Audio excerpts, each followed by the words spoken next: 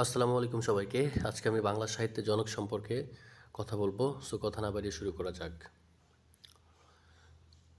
বাংলা উপন্যাসের জনক বঙ্কিমচন্দ্র চট্টোপাধ্যায়। বাংলা সনেটের জনক মাইকেল মধুসূদন দত্ত। বাংলা ছন্দের জনক রবীন্দ্রনাথ ঠাকুর। বাংলা সাহিত্যে গদ্যের জনক ঈশ্বরচন্দ্র বিদ্যাসাগর। বাংলা ছোট গল্পের জনক রবীন্দ্রনাথ ঠাকুর। আধুনিক বাংলা নাটকের জনক মাইকেল মধুসূদন দত্ত। আধুনিক বাংলা কবিতার জনক জীবনানন্দ দাশ। মুক্ত ছন্দের জনক কাজী নজরুল ইসলাম।